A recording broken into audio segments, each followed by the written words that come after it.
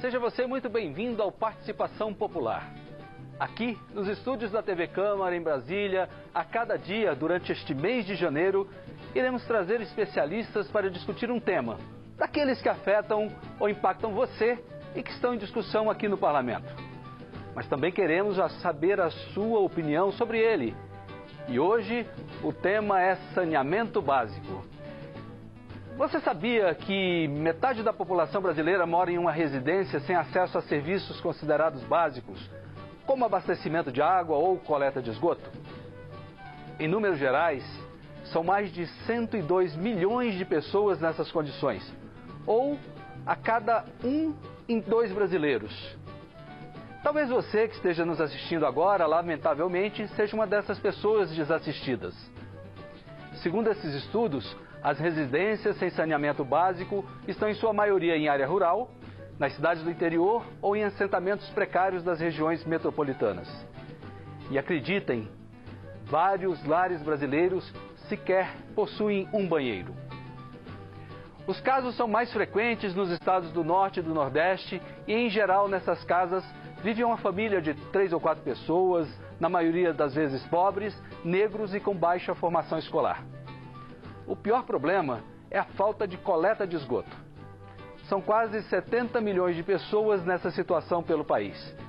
Vale lembrar que metade do esgoto do Brasil é jogado na natureza sem ser tratado, despejado nos rios, mares e contaminando as praias, poluindo áreas urbanas e causando doenças na população. Há muitos anos se discutem maneiras para que toda a população brasileira tenha acesso a esses serviços essenciais.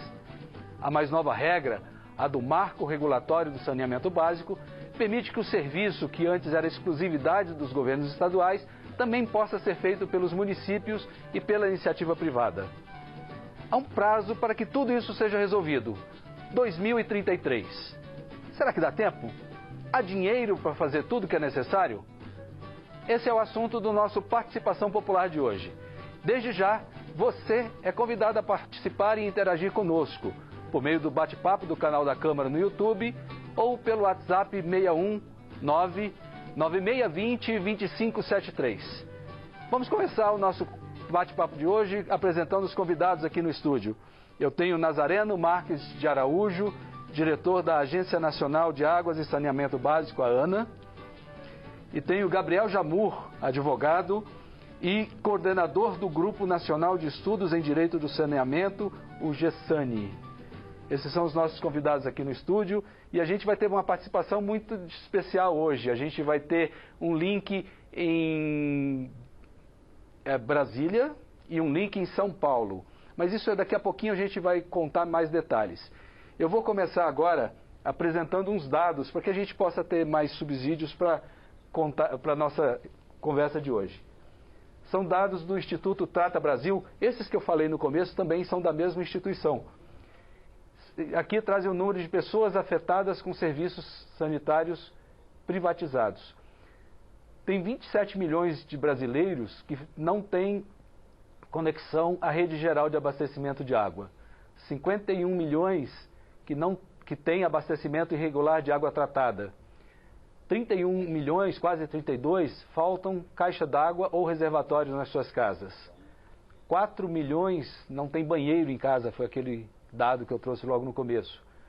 E 69 milhões estão com privação de coleta de esgoto. São macronúmeros para que a gente possa começar essa conversa. Eu vou convidar para já participar conosco e interagir com vocês a Luana Preto do... vamos chamar... Tá ok, desculpe, eu que me confundi. Vamos ouvir logo então, vamos começar com participação popular da Rodoviária de Brasília com o nosso repórter Cid Queiroz. Cid, por favor. Pois é, William, esses números aí do Brasil, o Distrito Federal se posiciona numa situação privilegiada. 99% das residências aqui do Distrito Federal contam com o serviço de água. Cerca de 91, 92% serviço de esgoto sendo que 86%, 87% desse esgoto coletado é tratado. A gente tem notícias que, embora tenha esse atendimento quase de 100%, muitas vezes há reclamações em bairros como Braslândia, Vicente Pires, da qualidade do fornecimento de água, que às vezes falta água ou a água chega suja. Mas o maior problema que nós temos aqui é na região do entorno. O entorno do Distrito Federal, formado por cidades de Goiás e de Minas Gerais, que compõem a grande Brasília, e muitas dessas pessoas, a maior parte dessas pessoas, trabalham aqui no Distrito Federal. E nós estamos aqui na rodoviária, e para entender um pouco esse problema, nós estamos aqui com o Antônio José dos Santos, ele que trabalha de comerciante ambulante aqui na rodoviária, mora na cidade ocidental. Boa tarde, Antônio. Boa tarde. Obrigado por conversar com a gente. Conta pra gente como é que é o serviço, como é que é o esgoto lá no seu bairro. A infraestrutura do meu bairro, por exemplo, não tem. É uma dificuldade que falta para nós lá, né? No centro da cidade tem, mas nos bairros novos da cidade ocidental realmente não tem. Então isso é uma dificuldade para nós que vivemos de fossa. E fossa prejudica a gente, tanto saúde como dengue e outras coisas que aparecem. Isso é prejudicial para nós. Então, o bairro ocidental já teve no meu bairro que eu moro, já teve respaldo do governo, o financeiro, começaram a obra em outro bairro, mas o meu bairro mesmo não tem. Então, nós estamos em déficit com isso. E vocês têm despesa, você paga a conta de água, não é isso? A água é bem cara, bem salgada, realmente, sempre chega a conta bem salgada. Realmente, se tivesse esgoto, a gente ia pagar em dobro, mas pagava com feliz, alegre, porque a gente tinha um pouco mais de qualidade de saúde no nosso bairro. Pois é, para explicar um pouco para vocês, aqui no entorno de Goiás, há uma parceria da Companhia de Água de Brasília, que é a CAESB, com a Saneago, que é a Companhia de Saneamento do Estado de Goiás. A CAESB fornece água e a Saneago faz o serviço de coleta de esgoto. E uma parte significativa desse esgoto coletado aqui nessas cidades, ela não é tratada. E mesmo quando é fossa, porque a cidade ocidental é uma cidade com quase 100 mil habitantes, tem um impacto ambiental, não é isso? Muito grande. Ela tem um tratamento, mas é muito pequeno. Eu acho que é em torno de 5% só o tratamento de esgoto que tem lá. Sendo que a cidade hoje está com mais de 100 mil habitantes e a população está lá, praticamente com esgoto ao céu aberto, né, na cidade. Aí está acontecendo isso. Então, para nós seria viável se realmente tivesse pelo menos 80% do município do entorno sul. Seria viável para nós lá. Pois é, obrigado, Antônio, pela participação aí. E é isso aí, a questão de você ter uma cidade com 100 mil habitantes jogando nos lençóis freáticos esse esgoto é um problema ambiental também. William, é com você. Muito obrigado por sua participação, agradeço aí o nosso entrevistado. E você já serviu de gancho para eu começar a nossa conversa aqui. Gostaria de começar com o Nazareno Marques de Araújo. Eu gosto sempre de qualificar os nossos entrevistados para a gente saber com quem ou com que autoridade estamos tratando. Você é diretor da Agência Nacional de Águas e Saneamento Básico, a ANA, há 17 anos você trabalha na agência, tem mestrado em Administração pela Universidade de Brasília e MBA em Planejamento, Orçamento e Gestão Pública da Fundação Getúlio Vargas. Você atua na agência, sobretudo como supervisor de saneamento básico. Com toda essa qualificação, o que você, a partir desses primeiros números, dessa primeira entrevista, o que você pode dizer para a gente de como é que está a situação no Brasil? É isso mesmo? É ruim? Boa tarde a todos e todas. Esse cidadão representa o cidadão brasileiro com o qual todos nós que atuamos no setor de saneamento básico estamos engajados. É aquele que tem, em geral, acesso à água, mas não tem acesso ao tratamento de esgoto. Então, o papel da ANA nesse marco regulatório para fazer chegar esse serviço até o cidadão é ter normas muito claras para que possa o investimento gerar o serviço para ele. Então, esse cidadão reflete a situação em média do brasileiro, que não tem acesso ao tratamento. Então, são 102 milhões de brasileiros que não têm em sua casa serviço de saneamento básico. Nós precisamos ter regras mais claras para atrair investimento e, finalmente, poder chegar o serviço à casa desse brasileiro. A ANA é a Agência Nacional de Águas, ela está numa espécie de uma pirâmide no topo e abaixo vem as estruturas dos estados, do DF, é isso um pouquinho? Fala um pouquinho qual é o papel da Agência Nacional de Águas nessa cadeia de organização, por favor. O papel da ANA é estabelecer diretrizes, padrões e normas de referência para que os municípios e os estados possam fazer as suas normas em relação aos contratos que serão celebrados para a prestação desse serviço. Os municípios precisam indicar uma agência reguladora e essas agências reguladoras vão se basear nos padrões de referência que a ANA está estabelecendo desde 2020, quando foi estabelecido o marco do saneamento. Muito bem. Nosso outro convidado aqui no estúdio é o advogado Gabriel Jamur, professor de Direito Privado da Universidade de Brasília, membro da Comissão Especial de Saneamento, Recursos Hídricos e Sustentabilidade do Conselho Federal da OAB, mestre e doutorando em Direito e, neste caso, coordena o Grupo Nacional de Estudos em Direito do Saneamento, GESANE. Seja bem-vindo à participação. Muito obrigado, um prazer estar aqui com você hoje, William. E qual é a sua avaliação dessas primeiras informações que foram lançadas aqui agora? Veja, eu tendo a concordar com o Nazareno, a gente vive num país de Antônios, né? O acesso à água, o acesso ao esgotamento sanitário, sobretudo no Brasil, é muito deficiente. Aonde? Na região norte e nordeste, nas periferias, né, dos municípios, e seja também um recorte racial, um recorte de gênero em relação ao acesso ao saneamento básico. A população negra é mais afetada, a população de baixa renda é mais afetada pela falta de saneamento, mulheres são mais afetadas pela falta de saneamento. Baixa escolaridade também. A baixa escolaridade. E e é uma via de mão dupla, né? O aumento do acesso ao saneamento básico permite melhores condições de vida, permite um acesso a direitos fundamentais como a moradia adequada, alimentação adequada, saúde.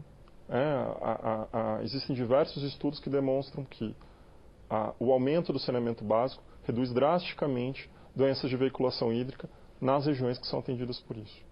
Então, o grande desafio que o setor de saneamento passa hoje é justamente como é que eu atinjo o Antônio.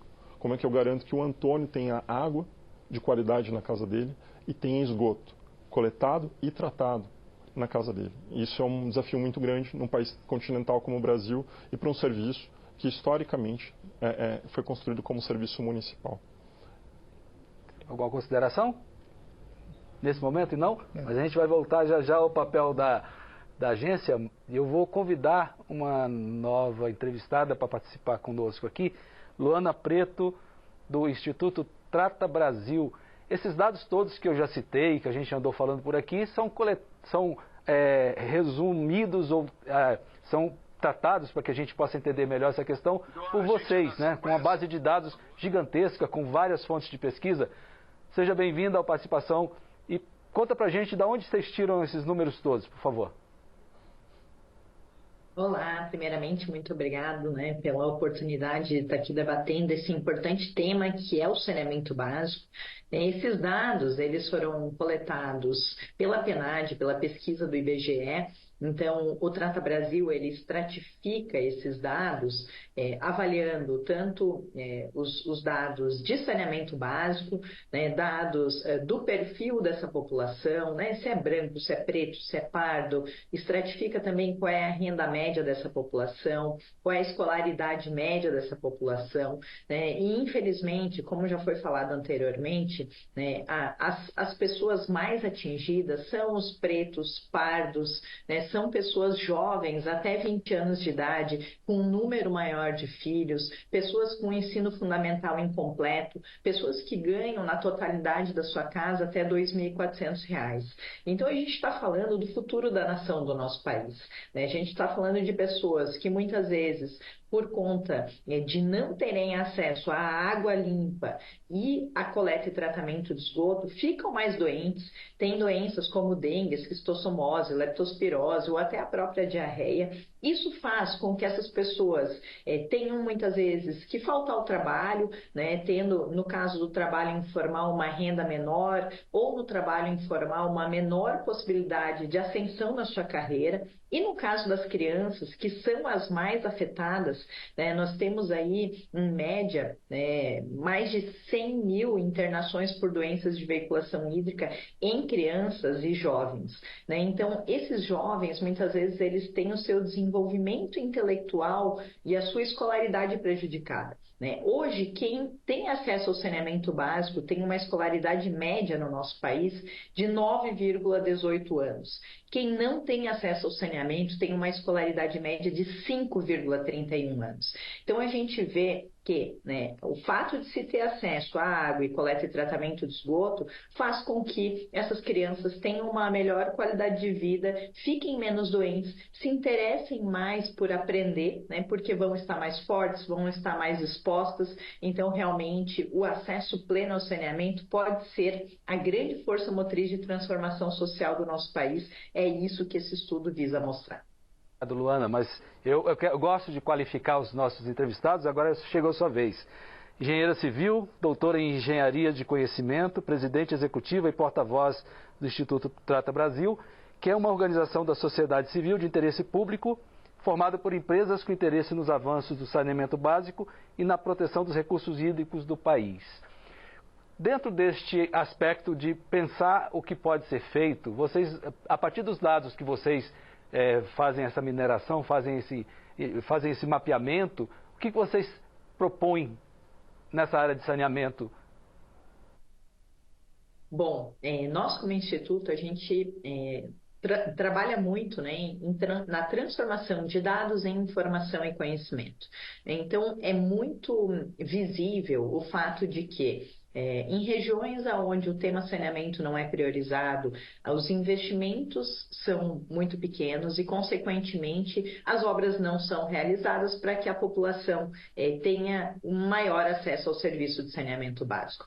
Então, o que o Instituto, para que o Instituto trabalha? Primeiro, para conscientizar a população da importância desse acesso.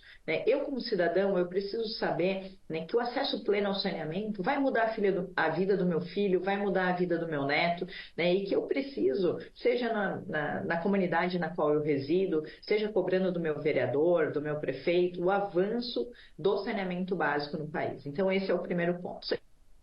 É cobrar, o Instituto visa, por meio da exposição desses dados, gerar um desconforto também nos governantes em relação à priorização desse tema. O saneamento básico ele precisa ser uma política pública prioritária. A gente está agora em ano, por exemplo, de eleições municipais. Então, será que o candidato no qual você vai votar, ele está colocando o tema do saneamento básico como uma prioridade do seu plano de governo? Então, por meio desse estabelecimento dessa política pública em saneamento básico, é estabelecido um plano diretor de saneamento básico e esse plano diretor prevê quais são as obras que precisam ser realizadas para que a população tenha um horizonte de universalização do acesso até 2033. E isso precisa ser feito e ser visto também qual é o montante de investimentos que precisam ser angariados, as obras sejam realizadas e para que haja essa universalização até 2033. Então, nessa lógica, muitas vezes, independentemente de ser um investimento público ou privado, é importante que cada município, que cada estado faça essa análise, entenda se tem os recursos financeiros necessários para esse investimento, caso não, que se busque financiamentos, o estabelecimento de concessões. Aí cada região do país, como foi dito anteriormente, o Brasil é um país, a solução muitas vezes que é dada em São Paulo vai ser diferente da solução dada no Acre, mas a grande questão a gente não pode esperar chegar em 2033 para adotar uma solução. A gente precisa pensar na solução hoje, porque o saneamento ele acontece no médio e no longo prazo. É necessário fazer primeiro a modelagem do melhor modelo, depois é necessário fazer os projetos de engenharia, as obras, para que então haja um maior percentual da população com acesso ao serviço e com melhor qualidade de vida. Luana, reza a lenda de que político, prefeito, sobretudo, não gosta de fazer obra de saneamento porque a obra não é vista, é enterrada na maior parte das vezes, Tem que quebrar essa regra, não é isso? Exatamente. O saneamento ele precisa ser visto como um ativo político e não como um passivo, como ele é visto hoje. Infelizmente, a gente ainda tem alguns prefeitos, alguns políticos que entendem que a obra enterrada não dá voto. Mas, na verdade, nós temos casos de sucesso no Brasil que já demonstram que é justamente o contrário, né? Quando se pensa numa política de longo prazo, está se pensando na redução de custos com saúde, na valorização imobiliária, no ganho de produtividade da população, na valorização ambiental, né? Então, a partir do momento que se pensa nisso, está se pensando no futuro da população que ali reside. Então, a gente precisa quebrar realmente, né, essa velha cultura de que obra enterrada não dá volta. Eu já quero me despedir de você, antes fazendo uma pergunta. Você apresentou os dados, eu também, de problemas, dos números negativos. Mas a gente tem alguns casos que são, você citou aí agora há pouco, de prefeitos que levam adiante, tem casos de sucesso. A gente tem um grande caso de sucesso no Brasil, qual é? Olha, eu diria que São José do Rio Preto é hoje, né, a primeira cidade no ranking do saneamento básico do Instituto Trata Brasil. Nós avaliamos aí as 100 maiores cidades do país, né, e é um caso de sucesso. Eu diria também que Petrópolis é um caso de sucesso, né? Nós temos diferentes modelos de gestão em saneamento básico com sucesso. A grande questão é que nós precisamos priorizar o tema do saneamento básico, né? Esse recurso ele precisa ser buscado e esse dinheiro precisa ser aportado realmente em saneamento básico para que as obras aconteçam e a gente tenha então a universalização do acesso, como no caso de São José do Rio Preto. Luana, do Trata Brasil, mais uma vez, obrigado por sua participação aqui no Participação Popular e nós vamos, ao longo do programa, citar mais alguns dados de vocês, com a sua licença. Muito obrigada. Excelente programa. Obrigado. A Luana citou São José do Rio Preto.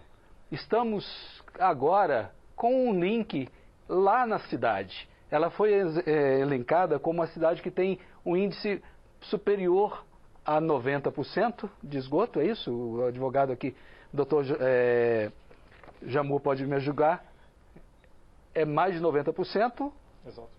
De esgoto. De esgoto e 99% de água meta para 2033. Né? Do nosso país, por enquanto, só tem uma cidade que é São José do Rio Preto, onde a gente está lá com o repórter Alexandre Gama, da TV Câmara, da Câmara dos Vereadores de São José do Rio Preto. Me ouve bem, Alexandre? William, ouço sim. Boa tarde para você. Participação da TV Câmara, é isso mesmo. Primeiro lugar aí no ranking. Temos um pequeno probleminha aqui, enquanto o pessoal da área técnica corrige o sinal da internet. Eu queria, aproveitando o gancho que eu já te provoquei, como é que as cidades conseguem obter uns índices como essa de São José do Rio Preto? Veja, a primeira coisa, tem um projeto. A gente tem um problema no Brasil, um problema histórico no Brasil no setor de saneamento, que é a ausência de projeto. Eu sou advogado e estou no setor de saneamento. Um dos anos que eu mais trabalho é nesse tipo de ano em que eu tenho eleição municipal, né, em que vários prefeitos, em que eu tenho um processo de disputa política, utilizam o saneamento como moeda de troca, inclusive, né, aquela anedota, né, que cana enterrada não dá voto, ela é muito válida, tanto é que a gente tem índices mais baixos de esgoto do que de água. Porque a água eu consigo gerar ali um benefício mais imediato. Primeira coisa, eu preciso de projeto. Segunda coisa, eu preciso de segurança. Um papel muito importante que a ANA tem hoje é garantir segurança para o cenário jurídico, para os investimentos em saneamento. Porque investimento em saneamento, como a Luana havia colocado, é um investimento de longo prazo. E alto, né? Muito alto. Ele é muito alto no começo. Eu não consigo recuperar ele de imediato. Eu vou levar décadas para recuperar esse investimento. Eu vou levar anos, para conseguir mobilizar os recursos necessários para fazer o investimento. Eu preciso contratar uma empresa de engenharia, eu preciso fazer um projeto, eu preciso executar a obra e assim vai. É um serviço que ele é pulverizado, eu preciso atingir as várias regiões da cidade, lugares às vezes com dificuldades grandes, por exemplo, como a gente tem aqui no entorno de Brasília, problemas de ocupações irregulares. Como é que eu atinjo esses lugares? Em que sequer às vezes eu tenho asfaltamento na rua. Então, eu preciso de planejamento para que isso aconteça. Eu preciso da segurança para conseguir fazer a captação dos investimentos necessários. E eu preciso da segurança para acompanhar a execução do contrato. né, é acompanhar a execução do projeto, seja quando ele foi prestado diretamente pelo município, como a gente tem vários casos muito bem sucedidos no Brasil, mas temos outros terríveis também, seja quando eu tenho um prestador estadual, como você havia colocado no começo, que é o modelo que vige no Brasil desde a década de 70, no regime militar, que a gente chama que é o modelo Planasa, que a gente criou essas grandes companhias, e é o serviço prestado por operadores privados, né, por concessões, várias modalidades possíveis aí de prestação. Independentemente da forma de prestação do serviço, eu preciso ter projeto, eu preciso ter planejamento e preciso ter segurança para realizar esses investimentos. Já eu quero saber da Ana essa questão de segurança, mas nós conseguimos restabelecer o nosso sinal com São José do Rio Preto. Okay. Alexandre, seja bem-vindo ao Participação Popular. Obrigado, William. Boa tarde para você e a todos que acompanham aí pela TV Câmara Brasil. Pois é, como foi dito, o aparece em primeiro lugar no ranking do Trata Brasil.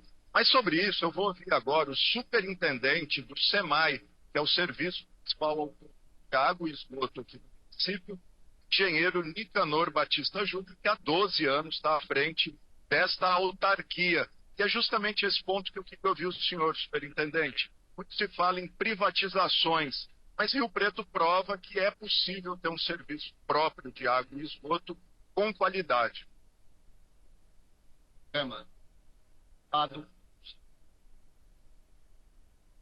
De planejamento.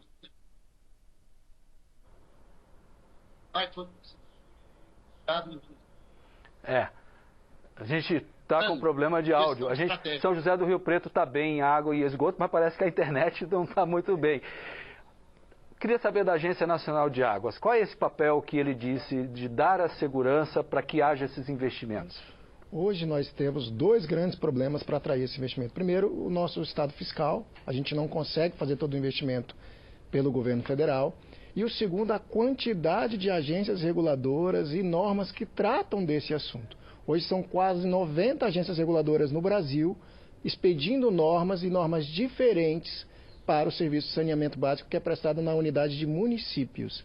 Então, para o setor privado fazer investimento, ou mesmo para as companhias estaduais de saneamento básico possa prestar esse serviço, é preciso que ele tenha mais clareza acerca do que são esses serviços, qual é o nível de qualidade que ele possa prestar e qual é a tarifa justa que ele vai cobrar para que possa prestar o serviço nessa qualidade e o usuário usufruir dessa benesse. O papel da ANA nesse contexto é trazer clareza e perenidade dessas normas. Então nós temos feito um trabalho desde 2020, no qual nós estamos dando padrões de referência para que os estados e os municípios possam, por meio das agências reguladoras infranacionais, apresentarem essa clareza e essa segurança jurídica que o investidor precisa, seja ele do setor público, como no caso de Ribeirão Preto, como no estado de Alagoas, que optou por fazer investimento privado. Então, o papel da ANA nesse contexto é trazer clareza e perenidade de regras para que o investidor possa aportar recursos e fazer chegar o serviço à ponta. Bem, estou aqui com duas mensagens aqui que chegaram pelo YouTube. Vamos lá. José Vitor Silva Oliveira, de Igaporã, na Bahia. Uma parte dos recursos da privatização da Sabesp irá para subsidiar a tarifa e impedir o seu aumento no curto prazo. No longo prazo, o que deve acontecer com as tarifas? Se eu quero sua opinião depois. A outra pergunta do Eduardo Pinto Conceição, de Parnaíba, no Piauí, pelo YouTube também. Investimento em saneamento básico minimiza o dispêndio em saúde a longo prazo e proporciona maior qualidade de vida para a população. É aqueles dados que a Luana falou, que o senhor corrobora, não é isso? Isso. Cada vez que a gente investe no saneamento básico, a gente tem menos doença, isso depende menos do sistema de saúde e, consequentemente, o Estado depende menos e eu vou ter um regime fiscal mais propício a aumentar os investimentos públicos no setor de saneamento. Então, cada vez que a gente amplia o investimento, como houve agora com o PAC, onde a gente tem um acréscimo de investimentos no setor de saneamento básico, isso incentiva o setor privado a também trazer incentivos para a prestação desses serviços e assim a gente consegue reduzir o nível de doenças e aumentar o grau de escolaridade das pessoas. É aquele investimento que ninguém vê, mas que acaba tendo uma repercussão lá na frente. Em cadeia, tudo isso, todo o sistema escolar, todo o sistema de saúde, todo o regime fiscal de uma nação pode ser melhorado se o serviço chegar a ponto. Gera uma empregabilidade que gera recurso, aquela coisa da cadeia econômica mesmo, né? Isso. A sua participação nesse momento é para responder o José Vitor Silva Oliveira, da história das tarifas, que são, quando privatiza, usa para compor. É bem isso mesmo? Não. Na verdade, o que a gente precisa... Qual que é o desafio em relação à tarifa? Eu preciso garantir uma tarifa que não seja baixa. Eu preciso garantir uma tarifa que assegure que o Antônio ele consiga receber investimento para ter saneamento básico na casa dele. Então eu preciso de uma tarifa adequada. Adequada que é a palavra-chave. Aonde eu vou ter esse controle da tarifa? Pela regulação. Eu preciso ter uma boa estrutura regulatória. Seja em relação à modelagem do projeto, por exemplo, tem projetos que eu vou definir uma tarifa a teto. O prestador do serviço precisa se virar com aquela tarifa. Ele que se organize, ele ganhou numa licitação, ele tem que observar aquela tarifa até o final. Em outros casos, a forma de regulação da tarifa é como? Pela estrutura de custos do prestador, como eu tenho, por exemplo, nesses prestadores estaduais. A maior parte deles, eu tenho a regulação dos serviços pela estrutura de custos dele. Então, se o custo da empresa sobe muito naquele período, a tarifa tende a subir na mesma proporção. Eu tenho regras para isso. A Ana, inclusive, está editando agora as normas de referência sobre a regulação tarifária. A gente estava conversando um pouquinho antes do programa sobre isso. Tem uma questão até da estiagem, né, que pode comprometer, né? Eu preciso ter acesso a recursos hídricos. O saneamento ele tem todo esse desafio para a prestação do serviço. Mas eu preciso garantir tarifas que sejam, por um lado, módicas, mas que, por outro lado, assegurem a sustentabilidade econômico-financeira desse projeto que é de longo prazo, necessariamente de longo prazo. Nesse sentido, assim, é importante a tarifa, que o cidadão que paga, você vê que o Antônio lhe disse, a gente não se importa de pagar desde que o serviço chegue.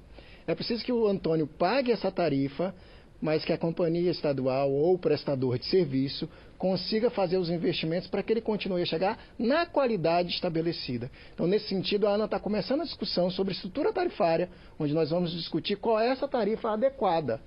Como é que se calcula essa tarifa adequada para que possa respeitar a capacidade de pagamento do Antônio, mas também garantir os investimentos que o prestador de serviço precisa fazer para que esse serviço chegue no nível de qualidade estabelecido. O senhor falou que está começando agora, mas tem uma expectativa de prazo para que essa conclusão desse estudo aconteça? A previsão de que a norma de referência de estrutura tarifária seja publicada ainda este ano. Então, nos próximos meses, nós vamos abrir o processo de consulta à sociedade, por meio do processo de consulta pública aberto, que fica normalmente há 60 dias à disposição de cada cidadão brasileiro, de cada associação envolvida no setor, que possa apresentar as suas contribuições àquilo que a Ana está propondo, assim como também a realização de audiências públicas, onde a pessoa pode intervir verbalmente e dizer qual é a melhor maneira que a gente vai encontrar, que a gente pode construir juntos essa tarifa adequada que permita a universalização do serviço. Um ponto só, uma contribuição em relação ao que o Nazareno colocou, é que a tarifa ela tem que ser adequada para aquele usuário. Então, nós, por exemplo, que vivemos no meio de Brasília, que é uma região com os maiores PIBs per capita do país, a gente tem que pagar mais caro pela água. Por quê? A nossa capacidade de pagamento é maior. Mas um usuário, por exemplo, que mora em Palafita, no entorno lá de Manaus. Manaus aprovou, no final do ano passado, uma tarifa de R$10 de água e esgoto para determinadas categorias de usuário.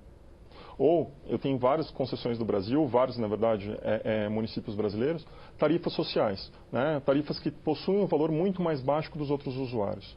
Então, eu preciso de um mix de tarifas diferentes para usuários diferentes, com capacidades de pagamento diferentes, mas que assegure acesso à água a todo mundo, inclusive aquele que não tem acesso à água. Então, um dilema grande que a gente tem em ano eleitoral, por exemplo, como esse ano, em que municípios, quando eu tenho uma prestação municipal, ele controla a tarifa. Ele fala, não vou dar reajuste, eu não vou fazer nada do gênero esse ano. Mas isso gera um impacto para aquele usuário que não tem o serviço lá na ponta. A gente volta já a conversar com os senhores. Eu agora vou tentar novamente restabelecer contato com São José do Rio Preto. Alexandre, por favor. É isso aí. Ô, William, boa tarde novamente. Vamos ver se agora vai. Eu estava falando aqui então com o Nicanor Batista Júnior, superintendente do SEMAI. Ele falava que independente do modelo de gestão, do modelo de concessão ou serviço autônomo, que vale a gestão do serviço. Gestão, planejamento, anos e, ao longo dos anos, executar esse planejamento, ter tarifa adequada e capacidade de investimento. Porque os recursos vêm da própria população, ou vêm do BNDES, ou vêm da Caixa Econômica. Nós temos acesso, porque tem a gestão que é modelo. Então, nós estamos pleiteando novos financiamentos, melhorar ainda mais o nosso sistema de água e esgoto de São José do Rio Preto. A gente é um modelo que o sistema público está certo também. Basta ter uma boa gestão e um bom planejamento. Queria que o senhor falasse para todo o Brasil como era o sistema de água de Rio Preto antes do SEMAI, que é uma autarquia, o senhor disse, fundado e criado em 2000. E qual o segredo para chegar nesse sucesso? Em 2001, quando se criou o SEMAI, nós tínhamos apenas 3% de esgoto tratado. A nossa água faltava dia sim e outro dia também. Nós fingimos que tínhamos uma tarifa que mal dava para pagar a energia do Departamento de Água e Esgoto. A partir de 2001 se criou esse modelo modelo autônomo, onde nós temos tarifa e temos obrigação de entregar um serviço adequado para a população. Regularidade no sistema de água, água de qualidade, esgoto recolhido, afastado e tratado. Foi isso que foi feito, com muita persistência e uma tarifa adequada e módica, para que a população possa pagar e receber um serviço de qualidade nas suas casas. Rio Preto hoje é o centro da capital da região metropolitana recém-criada. O consórcio de municípios para tratamento de esgoto e abastecimento é viável? Esse modelo já é aplicado nos países do primeiro mundo, onde o tratamento de esgoto ele é feito nas bacias, ou seja, toda a bacia do Rio Preto poderia ser tratada num ponto. Então recolheria todos os esgotos das cidades que contribuem nessa bacia, chega e faz um tratamento único. Porque quando você acumula esse esgoto numa única estação, o tratamento fica mais barato. Você tem uma economia de escala. Queria que o senhor falasse também, o senhor falou da tarifa módica. Como conciliar uma tarifa módica para o usuário, mas manter a capacidade de investimento da autarquia, aqui no caso de São José do Rio Preto? Para se ter uma ideia, a nossa tarifa hoje, quando a gente compara ela com a companhia estadual, que é a Sabesp, nós somos 30% mais barata. Por quê? Nós temos uma autarquia enxuta. Nós temos apenas 300 servidores para atender a cidade de São José do Rio Preto. O custo nosso maior não é com funcionário. Nosso custo maior é com energia elétrica. Portanto, a gente faz uma gestão muito séria, muito transparente. Eu digo sempre, cada centavo conta quando se trata de dinheiro público e para ter capacidade para investir. Foi falado aqui do ranking do Trata Brasil, Rio Preto aparece em primeiro em todos os quesitos. Queria que o senhor falasse um pouco desses quesitos e também como foi a notícia quando saiu esse ranking, como o Rio Preto recebeu essa...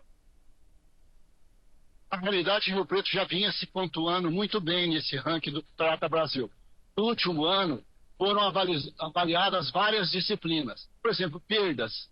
Hoje, Rio Preto é uma das menores perdas de água do Brasil. Foi avaliado capacidade de investimento. Depois capacidade de investimento.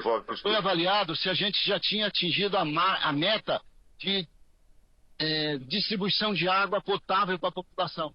Nós já temos mais de 98%, tínhamos mais de 98% da população atendida. Foi avaliada a universalização de tratamento de esgoto. Nós já tínhamos, na época, mais de 90% do esgoto tratado. Então, todos os índices que foram avaliados naquele momento, Rio Preto já tinha atingido. Metas que está previsto para o Brasil só em 2033, tá? Em 2020. Muito bom. Parabéns, superintendente. Obrigado pela sua participação aqui. E eu retorno ao estúdio com o William. Alexandre, eu quero agradecer a participação do Nicanor Batista Júnior, superintendente do SEMAI, e dar os parabéns, porque ele parece ser um gestor bastante austero. Isso é importante, né? Cada centavo conta, cada centavo faz a diferença. Por favor. Nicanor falou de dois aspectos muito importantes para a gente alcançar as metas de universalização. Primeiro, o tempo. Você veja que ele falou de um investimento que começou em 2001. Nós estamos em 2023 e eles conseguiram alcançar as metas. E o segundo, da tarifa adequada. Essa tarifa precisa cobrir os custos necessários para que o serviço chegue em qualidade. Então, eu queria convidar todos os brasileiros. No próximo semestre, nós vamos discutir a estrutura tarifária, o modelo de revisão e reajuste tarifário. Tudo isso será discutido com a sociedade brasileira em audiências públicas e consultas públicas, em grupo de trabalho com as áreas, os atores de interesse da ANA, e que afeta a cada um dos brasileiros em relação àquilo que a gente fizer como padrão de referência para a regulação nos demais municípios. Fica como sugestão de agilizar o seu trabalho, convidar o Nicanor para contar o segredo para todo mundo, né? É isso aí. A gente conta nesse processo de construção das normas de referência com a participação desses casos de sucesso, com atores do setor, com investidores, com usuários, que eles possam trazer as visões deles e aí sim a gente conseguir gerar uma norma que seja perene e que consiga efetivamente gerar os investimentos necessários. O Nicanor também falou de uma palavrinha que é mágica nesse setor, que chama consórcio de municípios. O que é isso, por favor? O consórcio de municípios é uma forma em que eu agrego vários municípios, os municípios se agregam, né, para eles em conjunto fazerem a prestação do serviço. Eu tenho consórcios para diversas atividades. No setor de saneamento básico, a gente tem várias espécies de consórcio, tanto para regulação quanto para prestação do serviço. É uma forma que foge um pouco do modelo que a gente tinha, aquele modelo que eu havia comentado, que era lá na época do regime militar, desses grandes prestadores estaduais. Em vez do município falar para o Estado, preste para mim o serviço por meio da sua companhia estadual, o município chega para o município do lado e fala, vamos prestar junto? Por quê? Uma coisa importante no saneamento também é que eu preciso ter municípios que são mais rentáveis trabalhando com municípios que sejam menos rentáveis. Porque é um investimento muito grande para ser feito. Rio Preto, por exemplo. Rio Preto é um ótimo exemplo de um trabalho sério, né, feito por um prestador público, mas eu tenho uma peculiaridade em Rio Preto. Toda aquela região de São Paulo e Rio Preto também é uma região muito rica. O estado de São Paulo é um estado muito rico, é o estado mais rico do país. É muito diferente eu fazer universalização de saneamento básico em Rio Preto, uma região super rica, que eu tenho um agronegócio pujante, etc., fazer universalização de saneamento no interior de Rondônia, no interior do Acre, em que eu não tenho, os índices são zero, não tenho sequer sistema em alguns municípios, nem de água nem de esgoto. Ou no Nordeste, que sequer tem como prestar a captação da água, né, o fornecimento da água. Eu preciso construir soluções que sejam peculiares para aquela determinada região, para aquela história, para aquele município, para aquela população. Então, os consórcios de município, eles permitem isso. Eu não tenho uma construção de um projeto que seja de cima para baixo, uma prestação do serviço que seja de cima para baixo. Eu tenho uma prestação do serviço que ela é construída entre iguais, entre pares. E isso é muito frutífero para eu conseguir agregar grandes municípios com municípios menores e haver viabilidade para a universalização dos investimentos. Só complementar e trazer a importância da regionalização, seja no âmbito federal, seja no âmbito do Estado, no âmbito dos municípios, como no caso dos consórcios, é porque pela junção desses esforços é que a gente vai discutir de maneira mais forte a questão do subsídio cruzado, onde o mais rico ajuda o mais pobre a ter a prestação de serviço e as questões de tarifa social. Então, esse processo de regionalização que está autorizado pelo marco de saneamento, ele ainda não começou muito pujante, tem algumas regionalizações, mas é importante que ele avance, porque é dessa maneira que a gente vai conseguir discutir um pouco melhor a estrutura tarifária que vai afetar e vai chegar no usuário final. Certo. É importante, eu queria tirar uma dúvida. Lá no Nordeste, a gente tem uma dificuldade até da água, porque a seca é muito extrema e agora com o El Ninho bagunçando tudo, que já é difícil, a seca vai ficar mais extremada ainda.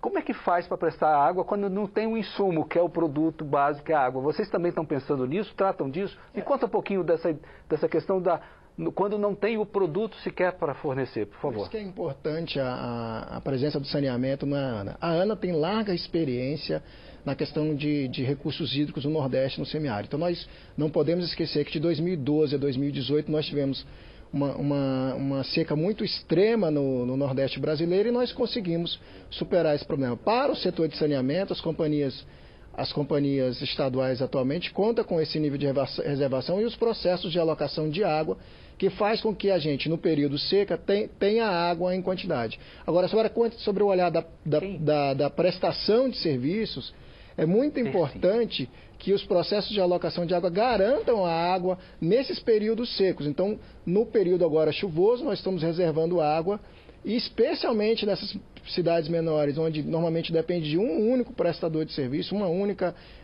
companhia de abastecimento que está ali, precisa fazer os níveis de reservação adequados e aí a gente saber o que a gente pode fazer de distribuição de água para abastecimento urbano. Muito bem. Vamos chamar mais um convidado para participar do nosso programa. Vou convidar aqui Percy Soares Neto, diretor executivo da ABICOM Sindicom, que a ABICOM é a Associação Brasileira das Concessionárias Privadas de Saneamento. Percy, seja bem-vindo ao Participação Popular. Obrigado pelo convite, obrigado pela oportunidade de compartilhar aí com os senhores essa discussão tão importante aí para o futuro do Brasil. Como é que a associação ABICOM tem olhado essa questão, sobretudo no desafio? A gente tem um marco temporal que estabeleceu uma data limite ali, 2033. Como é que vocês estão se organizando, uma vez que a iniciativa privada pode participar efetivamente desse processo de resolver esse problema brasileiro? Como é que vocês estão se organizando? Qual é o trabalho de vocês para que essa meta seja atingida, por favor? Bom, a perspectiva da ABICOM Sindicom é que o setor privado pode contribuir no esforço de universalização do serviço de saneamento no Brasil. A ABICOM Sindicom não entende de forma alguma que o saneamento será única e exclusivamente privado, mas sim que em alguns locais, em algumas localidades, em algumas situações, a cooperação entre o serviço público e privado, a parceria do setor privado com prefeituras, com governos dos estados, que demandam esforços de investimento importantes para que a gente atinja a meta de 2033, que essa parceria seja fundamental para a universalização. Está claro para todos nós que o foco hoje da discussão do setor de saneamento é aquela parcela da população que não tem o serviço. Então nós não devemos, em nenhum momento, poupar esforços para levar o serviço para quem não tem. Isso é fundamental. Em algumas situações, a parceria aí com o setor privado, ela é um auxílio, um mecanismo, uma alavanca para acelerar esse processo, para levar o serviço para quem não tem. E você representa quantos consórcios? Quantos existem no Brasil hoje privados? Não, na verdade, nós representamos aí aproximadamente 95% da operação privada. E a operação privada no saneamento, ela se dá de diferentes formas.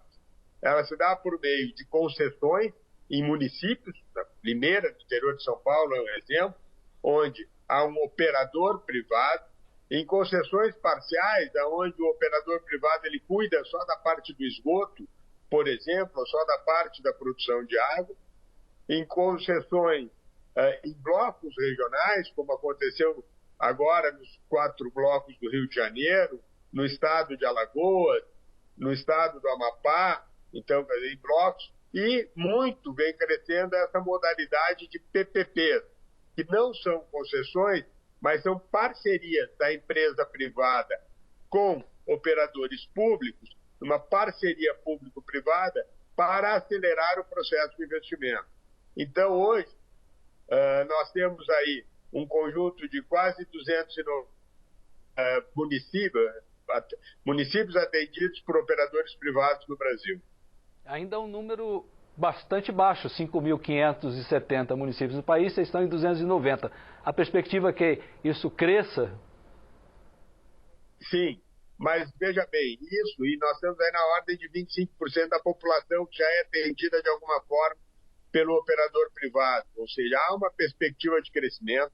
Nós temos aí no pipeline, quer dizer, nos projetos para os próximos anos, um conjunto de projetos sendo incubados, muitos pelo BNDES, o BNDES vem modelando vários projetos, está na rua uma consulta pública para uma parceria com o setor privado no estado de Sergipe. O estado do Pará também prevê aí, está estudando uma forma de parceria com o setor privado. Estados como Rio Grande do Norte acabam de assinar uma parceria com o BNDES para modelar a busca de um parceiro privado. O estado da Paraíba. Então, nós temos hoje um conjunto de municípios que avança na busca de um parceiro privado e um conjunto de estados que já regionalizaram seu serviço, que também avança na busca de parceiros privados. Na nossa perspectiva, como a gente chama no setor, um vigor do pipeline. Quer dizer, o que é isso? São muitos projetos que vêm sendo estudados sobre como trazer essa parceria do setor privado justamente para acelerar o investimento e levar o serviço para quem não tem. Eu agradeço a sua participação, peço que você nos aguarde, que eu vou voltar a falar contigo. Antes, porém, eu preciso chamar o nosso colega Cid Queiroz, que está na rodoviária de Brasília. Eu acredito que você tenha encontrado mais um personagem para ilustrar o nosso Participação Popular. Cid. Pois é, William, é isso mesmo. Nós estamos aqui na rodoviária onde os ônibus do entorno encostam, né?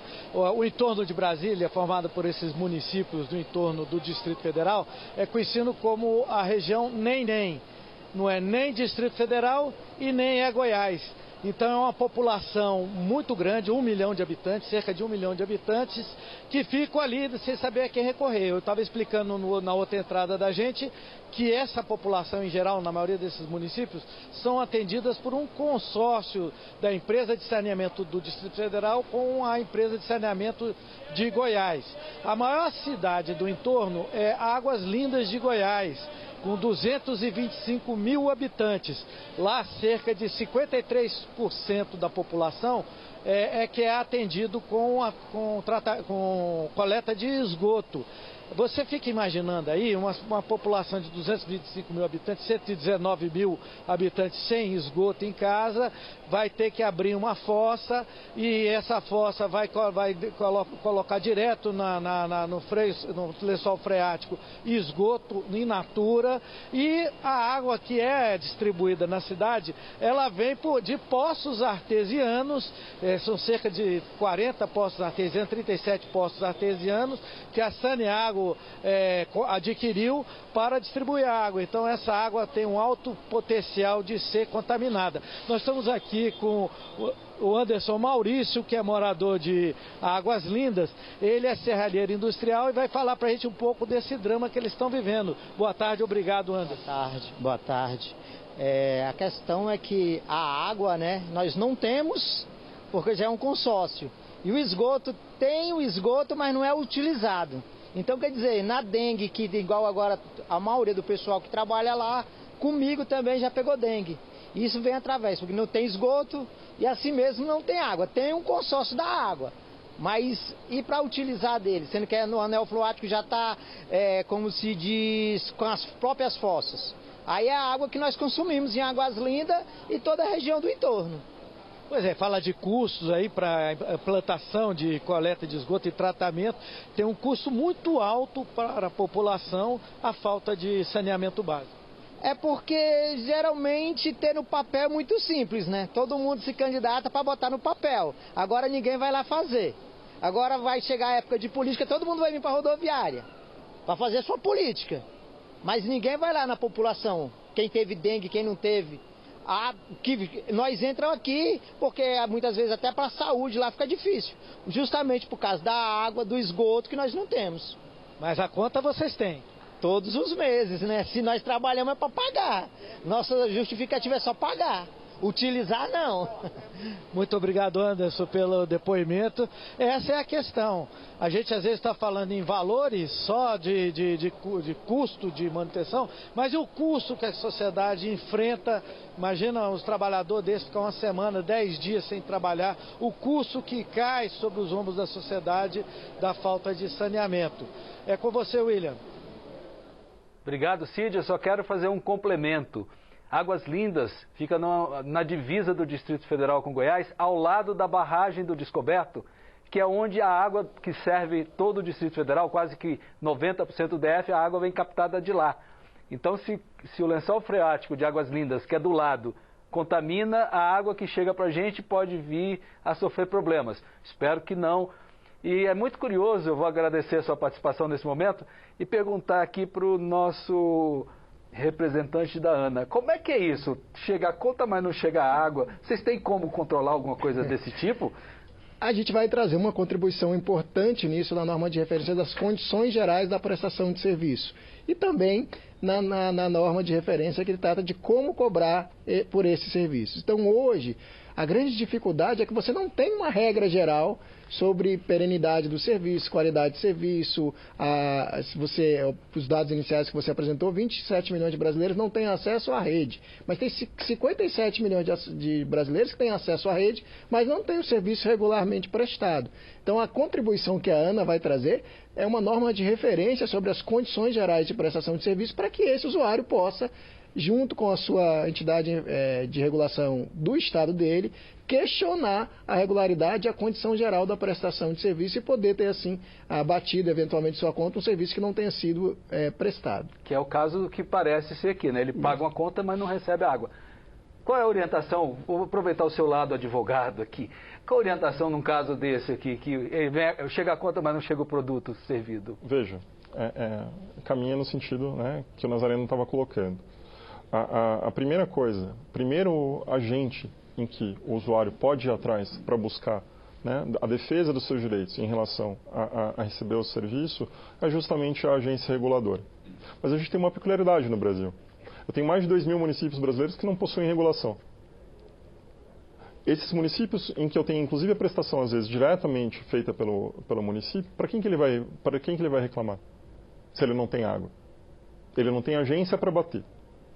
O município é quem presta o serviço às vezes.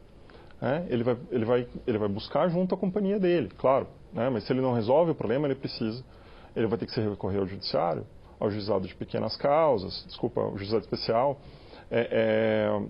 Mas isso está bastante distante dessa população, justamente, que é mais complicado Exato. para que ela tenha acesso a esse tipo de recurso.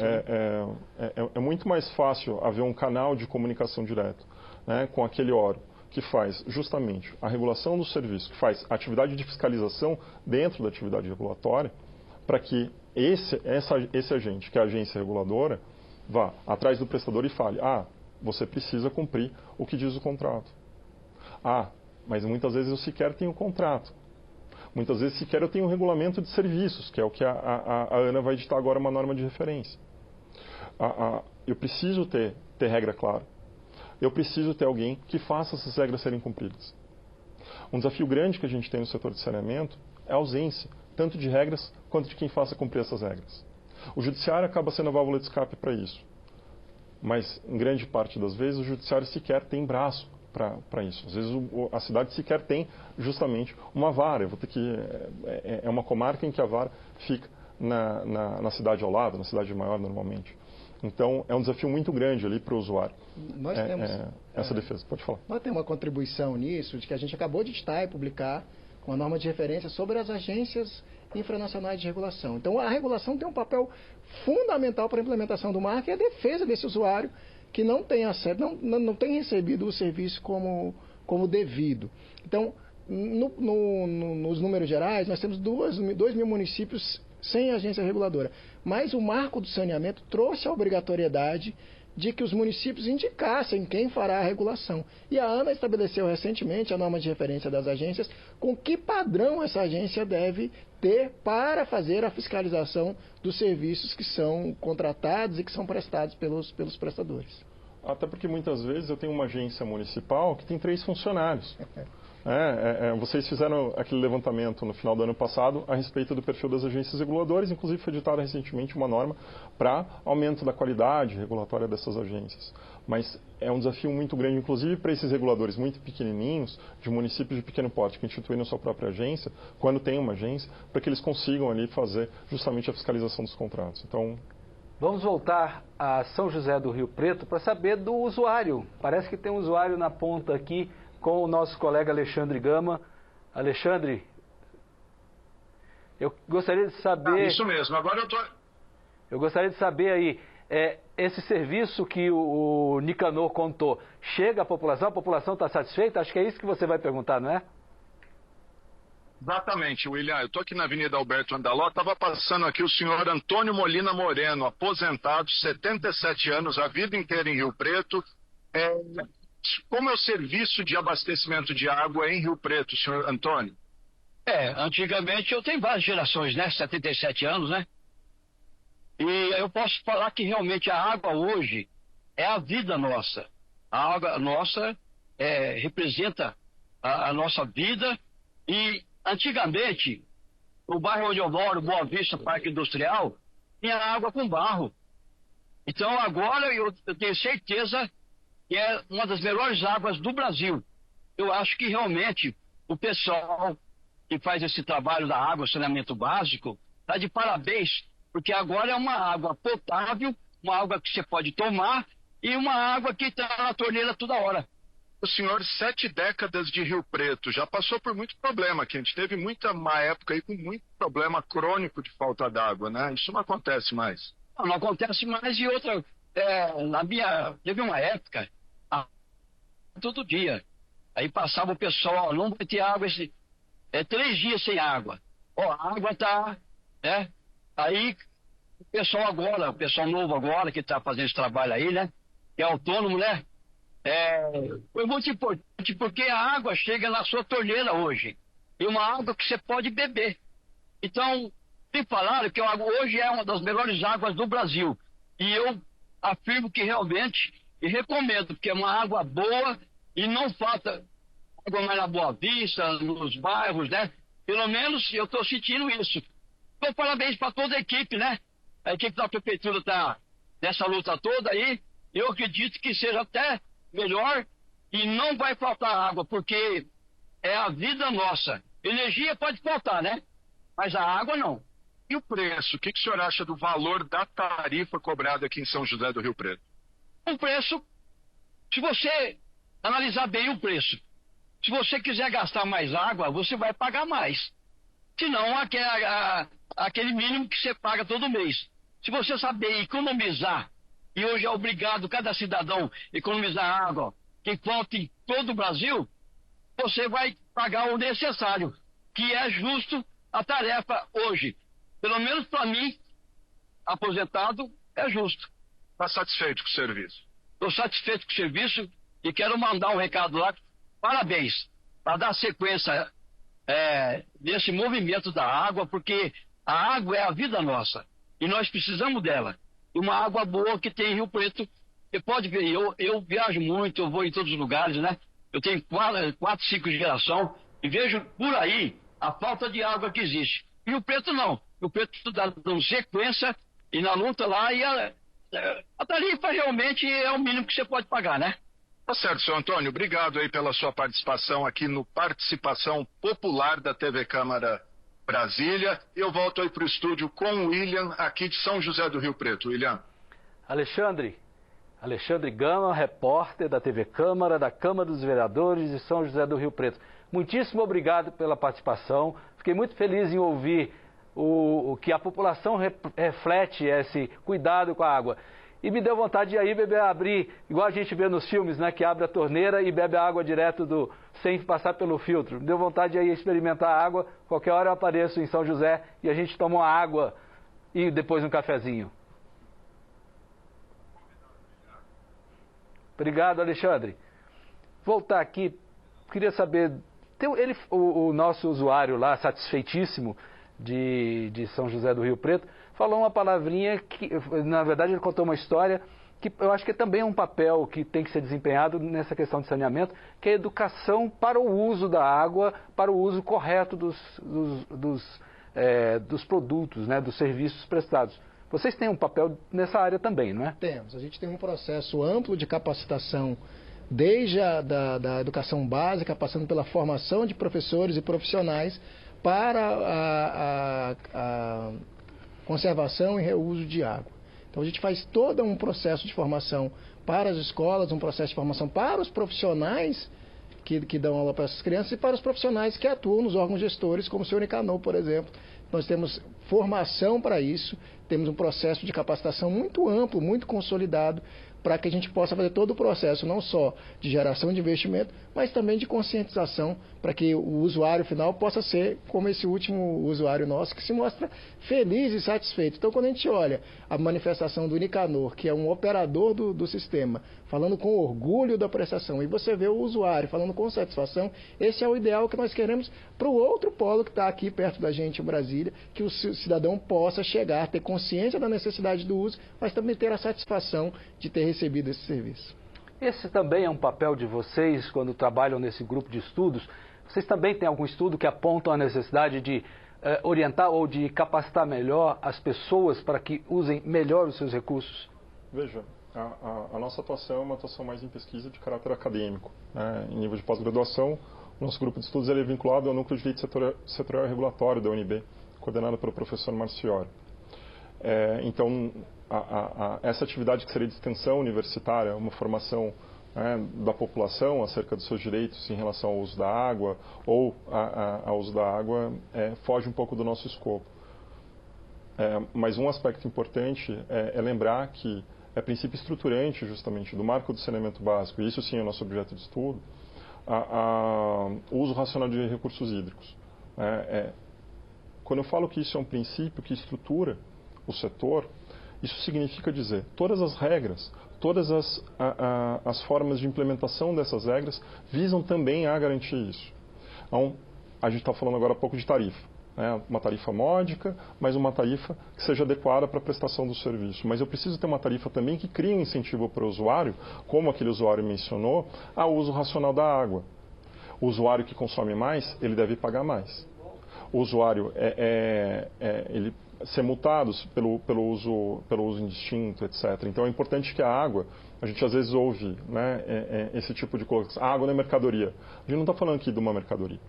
A gente está falando aqui de um bem que é de uso coletivo, um bem público de uso coletivo, que precisa acessar a todos. Se eu mal uso na minha área central, eu permito que um usuário lá na ponta não tenha acesso à água. Uma família de baixa renda não tem acesso à água. Há quem diga que a água é o grande bem desse século, né? Que no passado se cuidou muito de petróleo, era a joia do século passado foi o petróleo. Esse ano é a água e o cuidado dos mananciais, recursos hídricos. O Brasil ainda está relativamente bem em algumas áreas. A gente tem um contraste muito grande regional, mas a gente ainda passa bem em relação a alguns países que já estão com o seu limite ali chegando ao esgotamento. Também é papel da Agência Nacional olhar isso aí, né? Isso é muito importante que você está trazendo, porque o Brasil goza de um privilégio de ter muita água.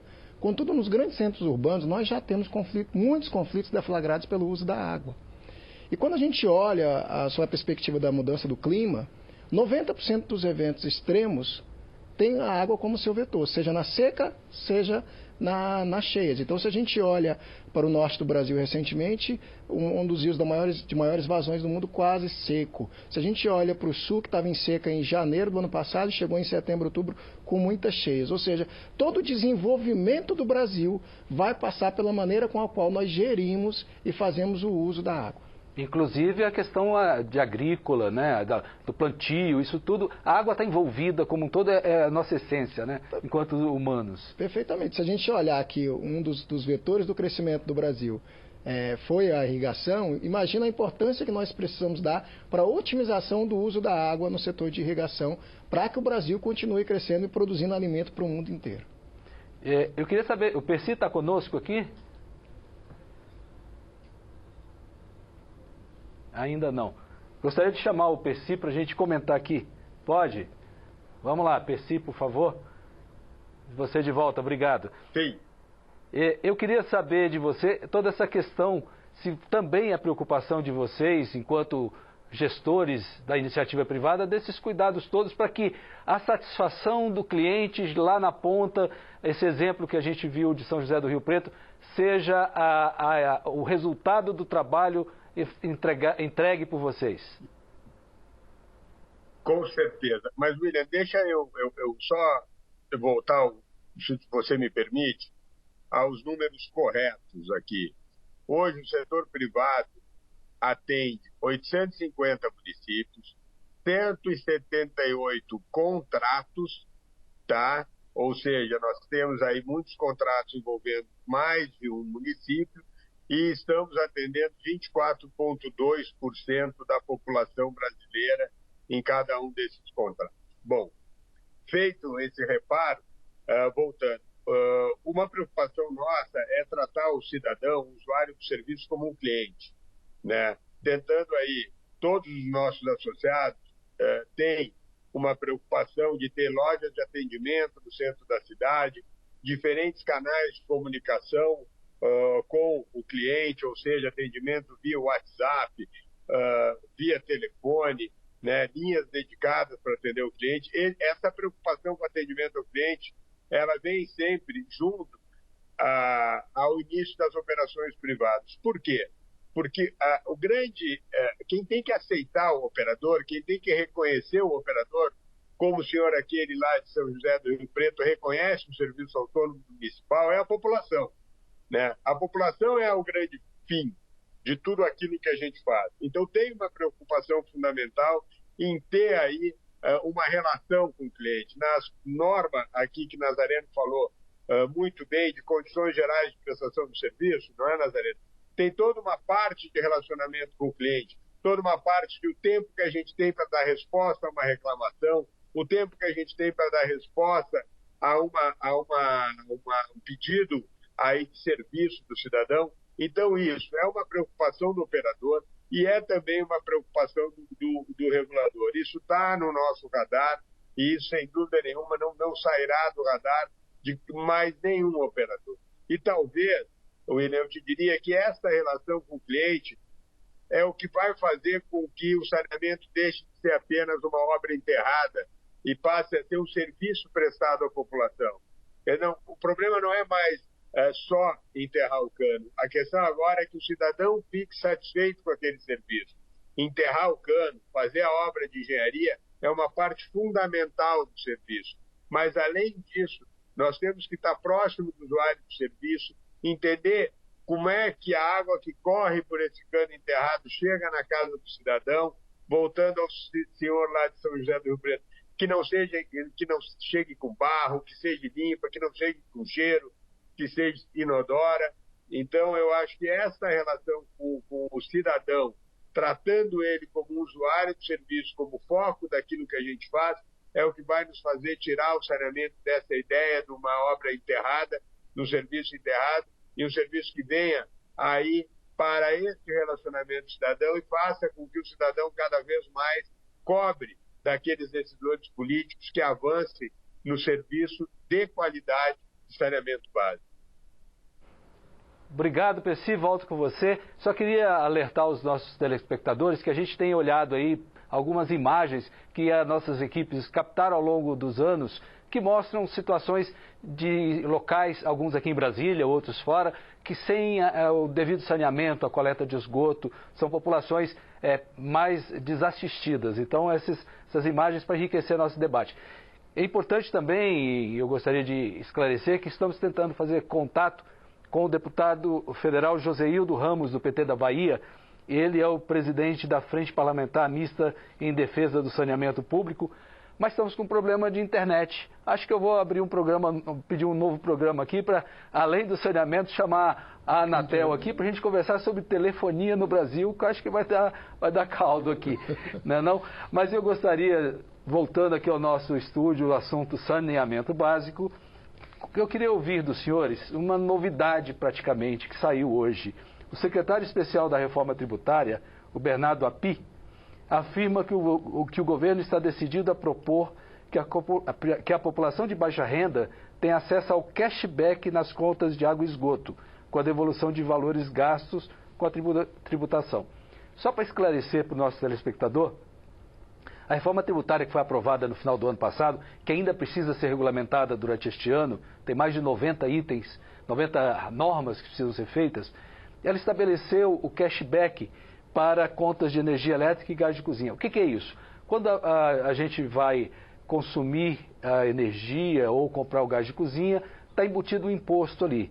E as populações de baixa renda vão receber de volta esse dinheiro que foi aplicado que pagou no tributo, pagou na compra do produto ou na compra do serviço de energia. E ele quer levar esse assunto agora para saneamento básico. É um assunto novo, não é isso, diretor? É um assunto novo, decorrente aí da reforma tributária, né? O setor de saneamento não foi desonerado, então isso traz toda uma complexidade que nós vamos tratar nas discussões desse ano sobre estrutura tarifária, mas é importante sempre a gente ter o olhar que o colega trouxe sobre a diferença entre o preço pago e o preço adequado para custear os serviços. Então, é sempre muito benéfico que a gente tenha uma forma de devolver aqueles que menos que menos podem pagar, que a gente já falou da importância da capacidade de pagamento do usuário, mas é importante que a gente tenha um olhar para que essa tarifa, o preço que ele paga, consiga fazer com que o serviço seja prestado no nível de qualidade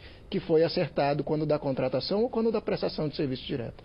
Não é porque ele vai deixar de... Na verdade, ele vai pagar a mesma coisa, só que ele vai ter o dinheiro devolvido. E essa prestação tem que ser equânime, não é isso? Exato. Na verdade, essa é uma medida justamente por conta da oneração que restou para o setor de saneamento, e isso impacta aqueles investimentos que a gente havia conversado, porque torna o serviço mais caro. Ao tornar o serviço mais caro, isso impacta a tarifa do usuário ao final. Especialmente naqueles casos que a gente havia conversado há pouco, em que eu tenho a regulação do valor da tarifa de acordo com a estrutura de custos do prestador. Então, essa é uma forma em que, apesar de haver uma elevação tarifária por conta da reforma tributária, eu compensar aquele usuário, especialmente de baixa renda, não estou a par especificamente dos termos desse cashback, mas especialmente para aquele usuário de baixa renda não ser prejudicado por conta da reforma que aconteceu agora. Tá certo. Eu queria ouvir agora o nosso convidado, o Percy, sobre essa questão se para as empresas essa mudança da reforma, que vem aí com a regulação da reforma tributária, se essa questão ajuda, no caso das empresas, a ser um atrativo, modifica alguma coisa na tarifa? O que impacta para vocês uma decisão como essa do Ministério da Fazenda? William, extremamente importante e pertinente essa pergunta e tratar o assunto ainda mais na TV Câmara. O setor de saneamento, quando a PEC da reforma tributária foi votada no Senado Federal, o setor de saneamento foi incluído naqueles setores que teriam um regime diferenciado, ou seja, aqueles setores que teriam um olhar específico no âmbito da reforma tributária, e essa condição de regime diferenciado foi retirada na discussão da Câmara dos Deputados. Então, isso realmente nos causou uma certa estranheza. Começamos aí, tivemos um diálogo muito importante com os parlamentares, porque hoje o setor de saneamento paga apenas PIS e COFINS. O setor de saneamento paga uma alíquota de 9,25%. Claro que se houver um estudo técnico dos resíduos tributários, essa alíquota pode aumentar um pouco. O resíduo tributário é aquele imposto que é pago na cadeia de fornecimento e que acaba sendo incorporado ao preço final. Não é o imposto pago diretamente pelas operadoras. As operadoras diretamente pagam, em média não, 9,25%, porque não incide sobre o saneamento, ICMS nem ISS. Tá? Com o tratamento comum ao setor de saneamento, essa alíquota de 9,25% passará a 27%, se for essa alíquota definida pelo governo federal. Claro que esses 27% vão ser reduzidos por compensações de crédito. Então, na nossa conta, este aumento de incidência tributária sobre o setor de saneamento tende a gerar uma elevação na tarifa de, na média, 18%, ou reduzir o ritmo de investimento bastante. A gente estima que essa redução, o impacto no ritmo de investimento, se dê uma redução na ordem de 40%. Ou seja, todo operador, quando assina um contrato, e aí isso está na lei de PPP de concessões, ele tem o direito do equilíbrio do seu contrato. Logo, o aumento da incidência de tributo ensejará, naturalmente, um conjunto de demandas de reequilíbrio. E esse conjunto de demandas de reequilíbrio poderá se dar com a redução de investimento ou com o aumento da tarifa. Bom, levamos essa preocupação para o Ministério da Fazenda, nos reunimos com o secretário Bernardo Api na sequência da votação na Câmara dos Deputados e, com muito bons olhos, né, temos visto daí o secretário manifestar essa percepção de que o saneamento deve ser objeto também do cashback. Na PEC esse cashback foi considerado apenas para energia e para o gás de cozinha, mas há um entendimento do Ministério da Fazenda, e um entendimento extremamente acertado no nosso ponto de vista, que esse cashback deve ser estendido para aquela população de baixa renda que paga a conta d'água. Mas, além disso, existem outros desafios na reforma tributária para o setor de saneamento. E são desafios que não são triviais, até porque a conta d'água é paga na casa de todo cidadão brasileiro, então tudo aquilo que incidir sobre o setor de saneamento tem um efeito capilar bastante grande. Então nós estamos discutindo como será esse processo de desoneração de bens de capital dos investimentos.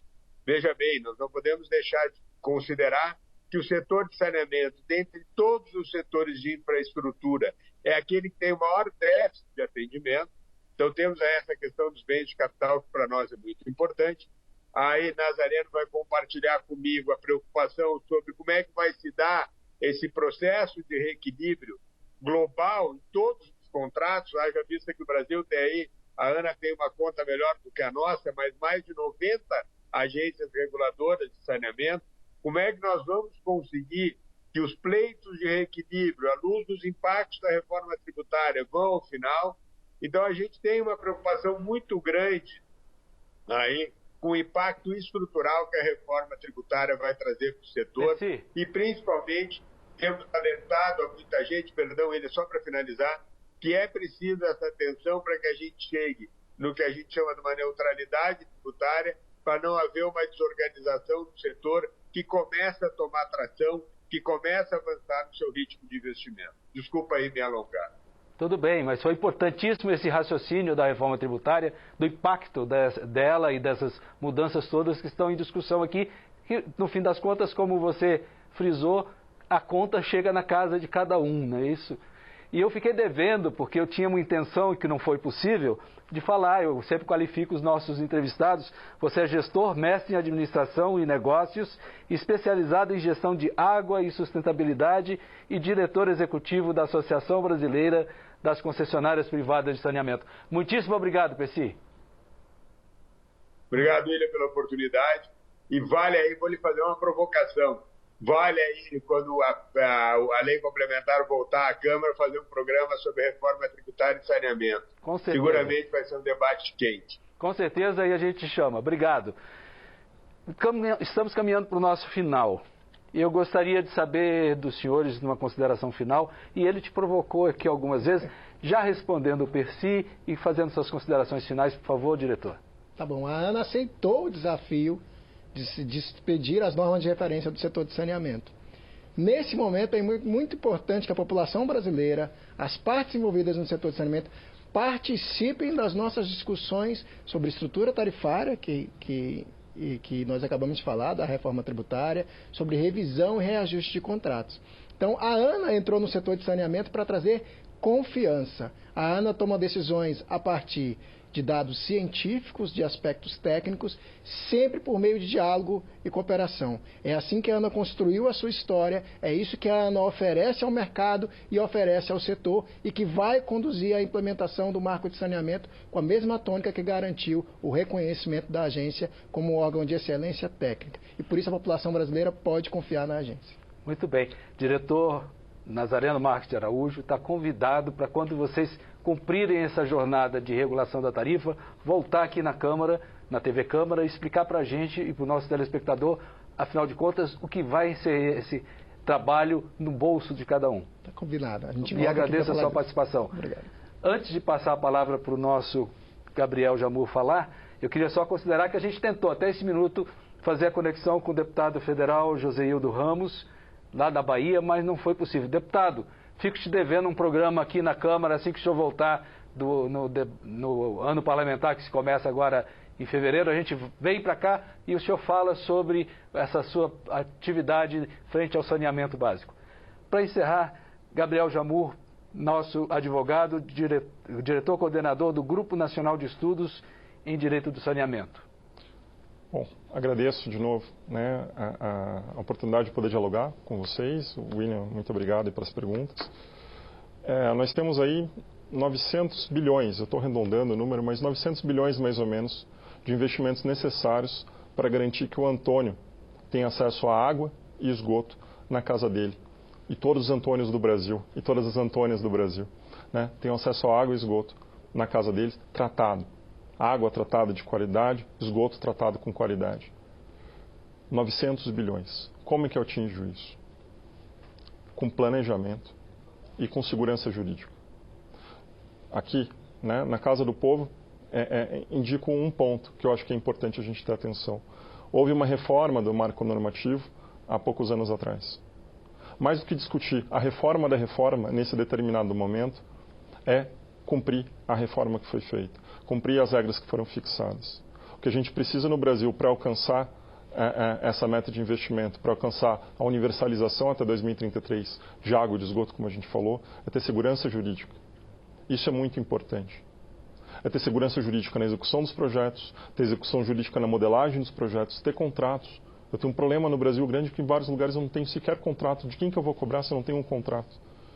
Que incentivo eu tenho para aquela prestação do serviço? Atingir aquelas metas que a gente falou, garantir que não haja perda no sistema, né? Garantir que a água alcance, toda a água captada seja entregue ao usuário final. Eu preciso de meta para isso, eu preciso ter controle dessas metas, eu preciso de regulação, eu preciso de norma e eu preciso cumprir regra. Então, esse é o recado final acho que eu gostaria de dar aqui para vocês e parabenizo de novo pelo programa, foi um excelente debate. Obrigado novamente. E eu gostaria de agradecer a participação de todos, o pessoal de São José do Rio Preto, o pessoal que esteve na rodoviária aqui de Brasília, e especialmente de você, nosso telespectador. Para rever e compartilhar este programa, busque o canal da Câmara no YouTube e também as nossas redes sociais. Segunda-feira tem mais participação popular ao meio-dia. Esperamos você. Muito obrigado.